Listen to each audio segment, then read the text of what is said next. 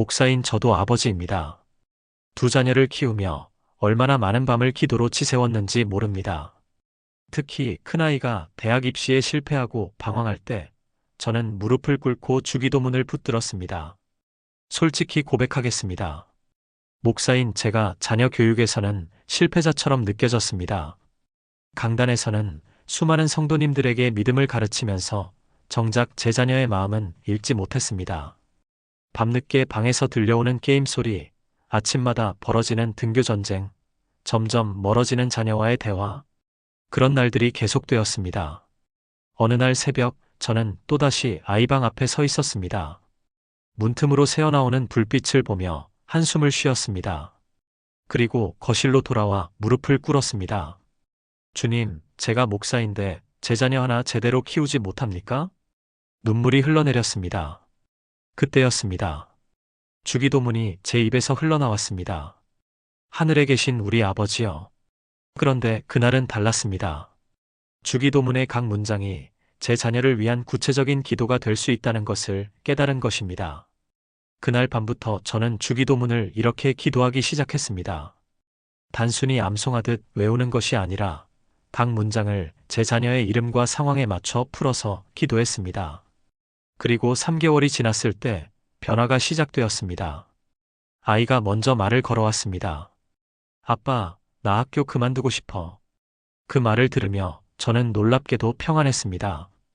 왜냐하면 이미 주기도문으로 이 아이를 하나님의 손에 맡겨드렸기 때문입니다. 그 후 1년이 지난 지금 제 아들은 자신의 길을 찾아 걷고 있습니다. 명문대는 아니지만 자신이 정말 하고 싶은 공부를 하고 있습니다. 무엇보다 아침마다 성경을 펴고 기도하는 아이의 모습을 봅니다. 사랑하는 부모님들, 여러분도 자녀를 위해 기도하고 계신가요? 얼마나 오래 기도하셨습니까? 혹시 응답이 없는 것 같아 지치셨나요? 오늘 제가 드리고 싶은 말씀이 있습니다. 주기도문은 단순한 기도문이 아닙니다. 이것은 예수님이 친히 가르쳐 주신 하나님 나라의 청사진입니다. 이 기도를 우리 자녀에게 적용할 때 놀라운 일이 일어납니다. 지금부터 주기도문의 7문장을 자녀를 위한 구체적인 기도로 어떻게 바꿀 수 있는지 나눠드리겠습니다. 이것은 제가 경험한 것이고 수많은 부모님들이 경험한 것입니다. 함께 이 놀라운 여정을 시작해 보시겠습니까? 많은 부모님들이 자녀를 위해 기도할 때 이렇게 기도합니다. 하나님, 우리 아이가 성공하게 해주세요. 우리 아이가 남들보다 뛰어나게 해주세요. 물론 나쁜 기도는 아닙니다. 하지만 이런 기도에는 치명적인 함정이 있습니다. 자녀의 가치를 성취에 두게 만든다는 것입니다. 좋은 성적, 좋은 대학, 좋은 직장. 이것들이 자녀의 정체성이 되는 순간 아이는 끊임없이 불안해집니다. 제가 목회하면서 만난 한 고등학생이 있었습니다. 전교 1등을 놓치지 않던 모범생이었습니다. 그런데 어느 날 상담실에 찾아와 이렇게 말했습니다. 목사님, 저는 누구인가요? 공부를 못하면 저는 쓸모없는 사람인가요? 그 아이의 눈에는 눈물이 고여 있었습니다. 그때 저는 깨달았습니다. 우리가 자녀에게 가장 먼저 심어줘야 할 것은 정체성이라는 것을 말입니다. 주기도문은 바로 이것으로 시작합니다. 하늘에 계신 우리 아버지여. 마태복음 6장 9절입니다. 예수님은 기도를 이렇게 시작하라고 가르치셨습니다. 이 한 문장 속에 놀라운 진리가 담겨 있습니다. 첫째, 하늘에 계신입니다. 이것은 하나님의 초월성을 의미합니다. 이 세상의 그 어떤 기준도, 그 어떤 평가도 하나님보다 높을 수 없다는 것입니다. 둘째, 우리입니다. 이것은 공동체성을 의미합니다. 내 자녀는 혼자가 아니라 하나님의 가족 안에 속한 존재라는 것입니다. 셋째, 아버지입니다. 이것이 가장 중요합니다. 하나님은 심판자도 감시자도 아닌 아버지라는 것입니다. 로마서 8장 15절을 보면 사도 바울이 이렇게 말합니다. 너희는 다시 무서워하는 종의 영을 받지 아니하고 양자의 영을 받았으므로 우리가 아빠 아버지라고 부르짖느니라. 아빠 아버지라는 표현이 나옵니다. 원어로는 아바 아버지입니다. 아바는 아람어로 어린아이가 아버지를 부르는 가장 친밀한 호칭입니다. 우리말로 하면 아빠에 가깝습니다. 예수님 시대의 유대인들은 이 단어를 하나님께 사용하지 않았습니다. 너무 불경스럽다고 생각했기 때문입니다. 그런데 예수님은 이 단어를 사용하셨습니다. 하나님과 우리의 관계가 그만큼 친밀하다는 것을 알려주신 것입니다. 그렇다면 이것을 우리 자녀를 위한 기도로 어떻게 바꿀 수 있을까요? 이렇게 기도하십시오. 하늘에 계신 우리 아버지, 제 아이 자녀 이름이 당신의 자녀임을 알게 하소서. 이 세상의 그 어떤 평가도, 그 어떤 기준도 이 아이의 정체성을 흔들 수 없게 하소서. 이 아이가 성적표가 아니라 당신의 사랑으로 자신의 가치를 발견하게 하소서. 이 아이가 세상의 1등이 아니어도 당신의 눈에는 유일한 존재임을 깊이 깨닫게 하소서. 저는 이렇게 기도하기 시작했습니다. 그리고 놀라운 변화가 일어났습니다. 제 아들이 입시에 실패했을 때 저는 이렇게 말할 수 있었습니다. 아들아, 너는 대학으로 정의되는 아이가 아니란다. 너는 하나님의 아들이야. 그 말을 듣고 아이가 울었습니다. 아빠, 나는 아빠를 실망시킨 줄 알았어요. 아니야, 아들아. 너는 나를 실망시킬 수 없어. 왜냐하면 너의 가치는 이미 하나님께서 정하셨으니까. 그날 이후 아이의 눈빛이 달라졌습니다. 서울의 한 교회 권사님도 비슷한 간증을 하셨습니다. 딸아이가 명문대 입학을 위해 재수를 하고 있었습니다. 그런데 스트레스로 우울증이 왔습니다. 권사님은 매일 새벽 이렇게 기도했습니다. 하늘에 계신 아버지, 제 딸 은지가 당신의 딸임을 알게 하소서. 3개월 후 딸이 먼저 이렇게 말했습니다. 엄마, 나 재수 그만하고 싶어요. 내가 정말 하고 싶은 게 뭔지 찾고 싶어요. 권사님은 놀랍게도 평안하게 그래라고 말할 수 있었습니다. 지금 그 딸은 사회복지사가 되어 노인요양원에서 섬기고 있습니다. 명문대 출신은 아니지만 자신의 소명을 찾아 기쁘게 살고 있습니다. 사랑하는 부모님들, 자녀를 위한 기도는 정체성에서 시작됩니다. 너는 하나님의 자녀다. 이것을 먼저 심어주십시오. 그러면 이 세상의 그 어떤 실패도, 그 어떤 좌절도 우리 아이를 무너뜨릴 수 없습니다. 정체성이 세워진 다음에 필요한 것은 무엇일까요? 바로 경외심입니다. 요즘 시대의 가장 큰 문제는 무엇입니까? 아이들이 두려워할 것을 두려워하지 않는다는 것입니다. 부모를 두려워하지 않고, 선생님을 두려워하지 않고, 심지어 하나님도 두려워하지 않습니다. 내가 하고 싶은 대로 살 거야. 누가 나를 간섭해? 이런 태도가 만연해 있습니다. 한 중학생 어머니가 상담을 요청하셨습니다. 아들이 교회에 가기를 거부한다는 것이었습니다. 엄마, 하나님이 있다는 증거가 뭐예요? 나는 안 믿어요. 어머니는 충격을 받았습니다. 신앙의 가정에서 자란 아이가 어떻게 이런 말을 할 수 있을까요? 그런데 생각해보면 이해가 됩니다. 우리가 하나님을 친구처럼만 가르쳤지, 경외할 분으로는 가르치지 않았기 때문입니다. 주기도문의 두 번째 문장이 바로 이것입니다. 이름이 거룩히 여김을 받으시오며. 마태복음 6장 9절의 후반부입니다. 여기서 거룩히 여김을 받는다는 것은 무슨 뜻일까요? 원어로는 하기아스테토인데 이것은 구별되다, 성별되다는 의미입니다. 즉, 하나님의 이름이 다른 모든 이름과 구별되어 높임을 받는다는 것입니다. 구약시대 이스라엘 백성들은 하나님의 이름을 함부로 부르지 않았습니다. 여호와라는 이름 대신 아도나이 주님라고 불렀습니다. 너무 거룩하셔서 감히 이름을 부를 수 없었기 때문입니다. 레위기 19장 12절을 보면 이렇게 말씀하십니다. 너희는 내 이름으로 거짓 맹세함으로 내 하나님의 이름을 욕되게 하지 말라. 나는 여호와이니라. 하나님의 이름을 거룩하게 여기는 것은 단순히 말조심하는 것이 아닙니다. 하나님을 하나님 되게 모시는 것입니다. 내 뜻이 아니라 하나님의 뜻을 먼저 구하는 것입니다. 내 계획이 아니라 하나님의 계획에 순종하는 것입니다. 그렇다면 이것을 우리 자녀를 위한 기도로 어떻게 바꿀 수 있을까요? 이렇게 기도하십시오. 하늘에 계신 아버지, 제 아이 자녀 이름이 주님을 경외하는 마음을 갖게 하소서. 이 아이가 주님의 이름을 가볍게 여기지 않고 거룩하게 여기는 마음을 갖게 하소서. 이 아이의 입에서 나오는 말, 이 아이가 선택하는 것들이 주님의 이름을 영화롭게 하는 것들이 되게 하소서. 이 아이가 자기 뜻대로가 아니라 주님의 뜻을 먼저 구하는 아이가 되게 하소서. 저는 이렇게 기도하면서 제 자녀와 대화하는 방식도 바뀌었습니다. 아이가 어떤 결정을 내려야 할 때 이렇게 물었습니다. 이 선택이 하나님을 기쁘시게 할까? 이 일을 하면서 하나님께 영광을 돌릴 수 있을까? 처음에는 아이가 이해하지 못했습니다. 하지만 시간이 지나면서 변화가 일어났습니다. 아이가 스스로 기준을 세우기 시작한 것입니다. 이건 하나님이 기뻐하시지 않을 것 같아요. 이건 하나님께 영광이 안 될 것 같아요.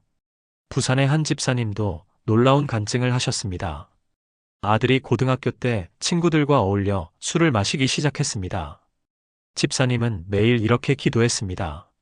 주님, 제 아들이 주님의 이름을 거룩히 여기는 마음을 갖게 하소서. 그러던 어느 날 아들이 술 냄새를 풍기며 집에 들어왔습니다. 집사님은 화를 내지 않고 조용히 물었습니다. 아들아, 내가 지금 한 일이 하나님을 기쁘시게 했다고 생각하니? 아들은 아무 말도 하지 못했습니다. 그날 밤 아들이 방에서 울고 있는 소리가 들렸습니다. 다음 날 아침 아들이 먼저 사과했습니다. 아빠, 죄송해요. 다시는 안 그럴게요. 지금 그 아들은 대학에서 신학을 공부하고 있습니다. 사랑하는 부모님들, 경외심은 두려움이 아닙니다. 경외심은 사랑에서 나오는 존경입니다. 우리 자녀가 하나님을 무서워서가 아니라 사랑해서 순종하는 아이가 되도록 기도하십시오. 하나님의 이름을 거룩히 여기는 마음이 생길 때 우리 아이는 세상의 유혹에서 지켜집니다. 정체성과 경외심이 세워졌다면 이제 필요한 것은 무엇일까요? 바로 방향입니다. 요즘 많은 청소년들이 방황하는 이유가 무엇입니까? 삶의 방향을 찾지 못해서입니다. 나는 왜 공부해야 하지? 나는 왜 사는 걸까? 내 인생의 목적이 뭐지? 이런 질문들 앞에서 아이들은 길을 잃습니다. 한 고등학생이 제게 이렇게 말했습니다. 목사님, 저는 꿈이 없어요. 하고 싶은 것도 없어요. 그냥 사는 게 의미가 없어요. 그 아이의 눈에는 생기가 없었습니다. 좋은 대학을 가고 좋은 직장을 얻는 것. 그것이 전부라면 삶은 너무 공허합니다. 주기도문의 세 번째 문장이 바로 이것입니다. 나라가 임하시오며. 마태복음 6장 10절의 전반부입니다. 여기서 나라는 단순한 지리적 영역이 아닙니다. 하나님의 통치를 의미합니다. 하나님이 왕으로 다스리시는 영역, 하나님의 뜻이 이루어지는 영역을 말합니다. 예수님은 공생애를 시작하시면서 첫 메시지로 이것을 선포하셨습니다. 마가복음 1장 15절입니다. 이르시되 때가 찼고 하나님의 나라가 가까이 왔으니 회개하고 복음을 믿으라 하시더라. 하나님의 나라가 가까이 왔다는 것은 무슨 뜻일까요? 하나님의 통치가 시작되었다는 것입니다. 이제 우리는 세상의 방식이 아니라 하나님의 방식으로 살 수 있다는 것입니다. 예수님은 제자들에게 먼저 이것을 구하라고 말씀하셨습니다. 마태복음 6장 33절입니다. 너희는 먼저 그의 나라와 그의 의를 구하라 그리하면 이 모든 것을 너희에게 더하시리라. 먼저라는 단어가 중요합니다. 우선순위의 문제입니다. 좋은 대학, 좋은 직장, 좋은 배우자도 중요합니다. 하지만 먼저는 아닙니다. 먼저는 하나님의 나라입니다. 그렇다면 이것을 우리 자녀를 위한 기도로 어떻게 바꿀 수 있을까요? 이렇게 기도하십시오. 하늘에 계신 아버지, 제 아이 자녀 이름의 삶의 주님의 나라가 임하게 하소서. 이 아이가 세상의 가치가 아니라 하나님 나라의 가치로 살게 하소서. 이 아이의 꿈이 단순히 성공이 아니라 하나님 나라를 이루는 것이 되게 하소서. 이 아이가 먼저 하나님의 나라와 의를 구하는 아이가 되게 하소서. 저는 제 아들과 함께 이것에 대해 이야기를 나눴습니다. 아들아, 내가 어떤 직업을 선택하든 상관없어. 중요한 것은 그 자리에서 하나님의 나라를 이루는 거야. 의사가 되든 선생님이 되든 사업가가 되든 그 자리에서 하나님의 통치를 나타내는 거야. 아들은 처음에는 이해하지 못했습니다. 하지만 시간이 지나면서 깨달았습니다. 지금 아들은 디자인을 공부하고 있습니다. 명문대는 아니지만 자신의 재능으로 하나님 나라를 섬기고 싶다고 합니다. 교회 전도 자료를 만들고 선교단체를 돕는 일을 하고 있습니다. 인천의 한 권사님도 감동적인 간증을 하셨습니다. 딸이 의대에 합격했지만 갑자기 그만두고 싶다고 했습니다. 선교사가 되고 싶다는 것이었습니다. 권사님은 처음에는 반대했습니다. 그런데 매일 나라가 임하시오매를 기도하면서 마음이 바뀌었습니다. 딸아, 내가 정말 원하는 것이 하나님 나라를 이루는 것이라면 엄마가 지지할게. 지금 그 딸은 아프리카에서 의료 선교사로 섬기고 있습니다. 수많은 생명을 살리고 하나님의 사랑을 전하고 있습니다. 권사님은 이렇게 말씀하셨습니다. 처음에는 제 꿈을 딸에게 강요했어요. 하지만 이제는 하나님의 꿈을 위해 기도합니다. 사랑하는 부모님들, 우리 자녀의 인생에 방향을 주십시오. 그 방향은 성공이 아니라 하나님 나라입니다. 이것을 발견한 아이는 절대 방황하지 않습니다. 삶의 의미를 알기 때문입니다. 방향을 알았다면 이제 필요한 것은 무엇일까요? 바로 순종입니다. 요즘 시대의 가장 큰 도전은 무엇입니까? 아이들에게 순종을 가르치는 것입니다. 왜 내가 그래야 해요? 내 인생인데 내가 알아서 할래요. 이런 말들을 자주 듣게 됩니다. 물론 자율성은 중요합니다. 하지만 순종이 없는 자율성은 교만으로 이어집니다. 한 어머니가 눈물로 이야기했습니다. 딸이 대학을 자퇴하고 연예인이 되겠다고 했습니다. 부모는 반대했지만 딸은 듣지 않았습니다. 엄마는 내 인생 살아보지도 않고 왜 간섭해요? 결국 딸은 가출했고 3년 동안 연락이 끊겼습니다. 순종은 억압이 아닙니다. 순종은 신뢰입니다. 하나님의 뜻이 나보다 더 좋다는 것을 믿는 것입니다. 주기도문의 네 번째 문장이 바로 이것입니다. 뜻이 하늘에서 이룬 것 같이 땅에서도 이루어지이다. 마태복음 6장 10절의 후반부입니다. 여기서 뜻은 하나님의 계획, 하나님의 의도를 의미합니다. 하늘에서는 이미 하나님의 뜻이 완벽하게 이루어지고 있습니다. 천사들은 하나님의 명령에 즉시 순종합니다. 그런데 땅에서는 어떻습니까? 사람들이 자기 뜻대로 살려고 합니다. 하나님의 뜻보다 내 뜻이 우선입니다. 예수님은 이 기도를 몸소 실천하셨습니다. 겟세마네 동산에서 기도하실 때입니다. 마태복음 26장 39절을 보면 이렇게 기록되어 있습니다. 조금 나아가서 얼굴을 땅에 대시고 엎드려 기도하여 이르시되 내 아버지여 만일 할만하시거든 이 잔을 내게서 지나가게 하옵소서. 그러나 나의 원대로 마시옵고 아버지의 원대로 하옵소서. 예수님도 고통스러웠습니다. 십자가를 피하고 싶으셨습니다. 하지만 나의 원대로 마시옵고 아버지의 원대로라고 기도하셨습니다. 이것이 진정한 순종입니다. 내 감정을 무시하는 것이 아니라 내 감정을 인정하면서도 하나님의 뜻을 선택하는 것입니다. 그렇다면 이것을 우리 자녀를 위한 기도로 어떻게 바꿀 수 있을까요? 이렇게 기도하십시오. 하늘에 계신 아버지, 제 아이 자녀 이름이 주님의 뜻에 순종하는 마음을 갖게 하소서. 이 아이가 자기 뜻보다 주님의 뜻이 더 좋다는 것을 깨닫게 하소서. 이 아이가 순종이 억압이 아니라 신뢰임을 알게 하소서. 이 아이의 삶에서 주님의 뜻이 하늘에서처럼 땅에서도 이루어지게 하소서. 저는 제 아들에게 순종에 대해 이렇게 가르쳤습니다. 아들아, 순종은 내가 생각이 없어서 하는 게 아니야. 순종은 하나님을 신뢰해서 하는 거야. 하나님의 계획이 내 계획보다 더 좋다는 것을 믿는 거지. 처음에는 쉽지 않았습니다. 특히 아이가 자기 꿈을 포기해야 할 때가 있었습니다. 게임 개발자가 되고 싶었는데 성적이 안 나왔습니다. 아이는 좌절했습니다. 저는 함께 기도했습니다. 주님, 이 상황에서 주님의 뜻이 무엇입니까? 몇 주 후 아이가 새로운 길을 발견했습니다. 디자인이었습니다. 게임과는 다르지만 창의력을 발휘할 수 있는 분야였습니다. 아이는 이렇게 고백했습니다. 아빠, 하나님이 더 좋은 길을 준비하신 것 같아요. 대구의 한 집사님도 비슷한 간증을 하셨습니다. 아들이 의사가 되고 싶었지만 점수가 안 나왔습니다. 집사님은 매일 뜻이 이루어지이다를 기도했습니다. 결국 아들은 간호학과에 진학했습니다. 처음에는 실망했지만 지금은 감사한다고 합니다. 병원에서 환자들을 직접 돌보며 하나님의 사랑을 실천하고 있기 때문입니다. 집사님은 이렇게 말씀하셨습니다. 제 계획이 아니라 하나님의 계획이 더 좋았습니다. 사랑하는 부모님들, 우리 자녀에게 순종을 가르치십시오. 하지만 맹목적인 순종이 아니라 신뢰에 기반한 순종을 가르치십시오. 하나님의 뜻이 내 뜻보다 더 좋다는 것을 알 때 아이는 기쁘게 순종합니다. 이제 기도의 초점이 바뀝니다. 앞에 네 문장은 하나님에 관한 것이었습니다. 하나님의 이름, 하나님의 나라, 하나님의 뜻. 하지만 다섯 번째부터는 우리의 필요에 관한 것입니다. 이것이 중요합니다. 하나님은 우리의 일상적인 필요에도 관심이 있으시다는 것입니다. 많은 부모님들이 자녀를 위해 기도할 때 큰 것만 구합니다. 좋은 대학에 보내주세요. 좋은 직장을 주세요. 물론 이것도 중요합니다.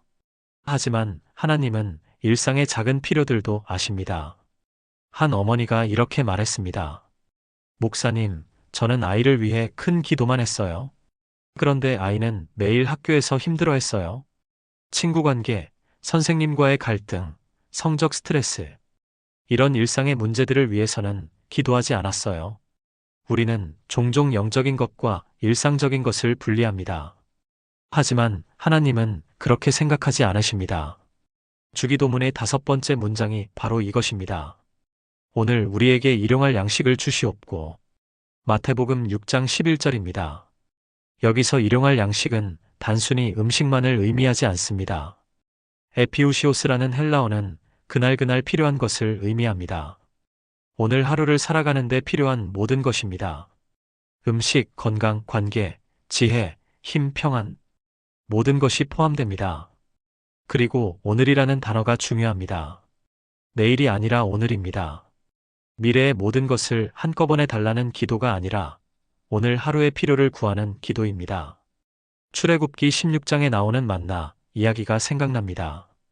하나님은 이스라엘 백성들에게 매일 만나를 주셨습니다. 한 달치, 1년치를 한꺼번에 주지 않으셨습니다. 왜일까요? 매일 하나님을 의지하도록 가르치기 위해서였습니다. 출애굽기 16장 4절입니다. 그때에 여호와께서 모세에게 이르시되 보라, 내가 너희를 위하여 하늘에서 양식을 비같이 내리리니 백성이 나가서 일용할 것을 날마다 거둘 것이라. 이같이 하여 그들이 내 율법을 준행하나 아니하나 내가 시험하리라. 일용할 것을 날마다라는 표현이 나옵니다. 주기도문과 똑같은 표현입니다. 그렇다면 이것을 우리 자녀를 위한 기도로 어떻게 바꿀 수 있을까요? 이렇게 기도하십시오. 하늘에 계신 아버지, 오늘 제 아이 자녀 이름에게 필요한 모든 것을 주시옵소서. 오늘 학교에서 만날 친구들과의 관계에 평안을 주시옵소서. 오늘 공부하는 데 필요한 집중력과 이해력을 주시옵소서. 오늘 이 아이가 겪을 작은 어려움들을 미리 아시고 도와주시옵소서. 저는 이 기도를 하면서 제 자녀를 위한 기도가 구체적으로 바뀌었습니다. 매일 아침 아이를 학교에 보내기 전에 이렇게 기도했습니다. 주님, 오늘 이 아이에게 필요한 것을 주세요. 그리고 구체적으로 기도했습니다. 오늘 수학 시험이 있다고 했습니다. 지혜를 주세요. 오늘 친구와 화해해야 한다고 했습니다. 용기를 주세요. 오늘 선생님께 혼날까봐 걱정한다고 했습니다. 평안을 주세요. 놀라운 일이 일어났습니다. 아이가 학교에서 돌아와 이렇게 말했습니다. 엄마, 오늘 기도 응답받았어요. 광주의 한 권사님도 감동적인 간증을 하셨습니다. 딸이 학교에서 따돌림을 당하고 있었습니다. 권사님은 매일 아침 이렇게 기도했습니다. 주님, 오늘 우리 딸에게 일용할 양식을 주세요. 오늘 하루를 견딜 힘을 주세요. 오늘 딸을 이해해줄 친구 한 명을 보내주세요. 3주 후 딸이 새 친구를 사귀었습니다. 전학 온 아이였는데 딸과 마음이 잘 맞았습니다. 지금 두 아이는 가장 친한 친구가 되었습니다. 사랑하는 부모님들, 자녀를 위한 기도를 구체적으로 하십시오. 막연히 잘 되게 해주세요가 아니라 오늘 이것을 주세요라고 기도하십시오. 하나님은 일상의 작은 필요들에도 응답하십니다. 이제 가장 어려운 부분에 왔습니다. 용서에 관한 것입니다. 요즘 아이들이 가장 힘들어하는 것이 무엇입니까? 관계입니다. 친구와의 갈등, 부모와의 갈등, 선생님과의 갈등. 이런 관계의 상처들이 쌓여서 아이의 마음을 병들게 합니다. 한 고등학생이 제게 이렇게 말했습니다. 목사님, 저는 용서할 수 없어요. 그 친구가 저한테 한 짓을 생각하면 너무 화가 나요. 그 아이는 중학교 때 친한 친구에게 배신을 당했습니다. 그 상처가 아직도 남아 있었습니다. 많은 아이들이 이런 상처를 안고 살아갑니다. 그리고 그 상처는 독이 되어 아이의 인생을 망칩니다. 주기도문의 6번째 문장이 바로 이것입니다. 우리가 우리에게 죄 지은 자를 사하여 준 것 같이 우리 죄를 사하여 주시옵고. 마태복음 6장 12절입니다. 이 문장은 조건문입니다. 우리가 사하여 준 것 같이 하나님도 사하여 주신다는 것입니다. 이것이 왜 중요할까요? 왜냐하면 용서받지 못한 사람은 용서할 수 없기 때문입니다. 우리가 먼저 하나님께 용서받는 경험을 해야 다른 사람을 용서할 수 있습니다. 예수님은 이 주제에 대해 비유를 말씀하셨습니다. 마태복음 18장에 나오는 무자비한 종의 비유입니다. 한 종이 왕에게 1만 달란트의 빚을 졌습니다. 엄청난 금액입니다. 평생 일해도 갚을 수 없는 돈입니다. 왕은 불쌍히 여겨 그 빚을 탕감해 주었습니다. 그런데 그 종이 나가서 자기에게 100데나리온 빚진 동료를 만났습니다. 1만 달란트에 비하면 아주 작은 돈입니다. 그런데 그 종은 동료의 목을 잡고 빚을 갚으라고 요구했습니다. 마태복음 18장 32절부터 33절입니다. 이에 주인이 그를 불러다가 말하되 악한 종아 내가 빌기에 내가 내 빚을 전부 탕감하여 주었거늘 내가 너를 불쌍히 여김과 같이 너도 내 동료를 불쌍히 여김이 마땅하지 아니하냐. 이것이 핵심입니다.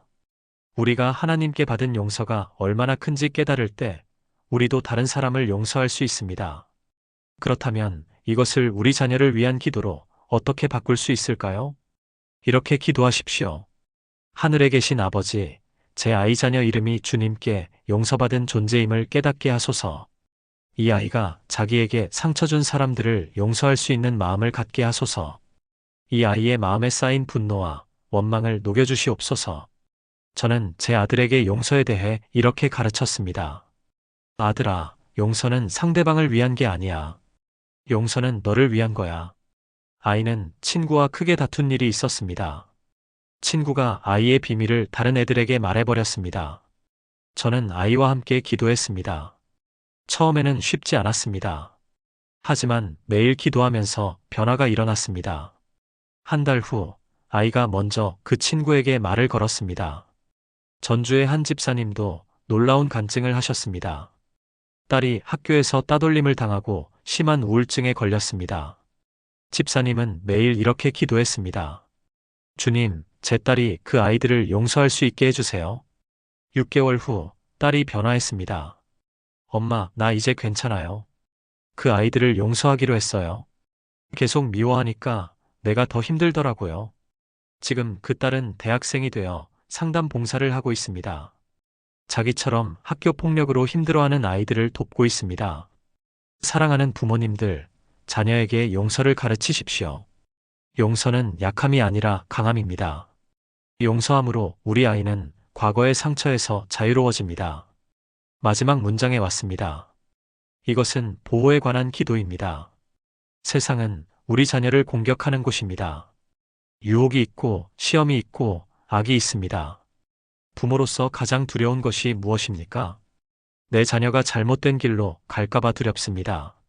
나쁜 친구를 만날까봐, 나쁜 것에 빠질까봐, 위험한 일을 당할까봐 두렵습니다. 세상은 점점 더 위험해지고 있습니다. 인터넷, SNS, 게임, 유해 콘텐츠. 우리 아이들을 위협하는 것들이 너무 많습니다.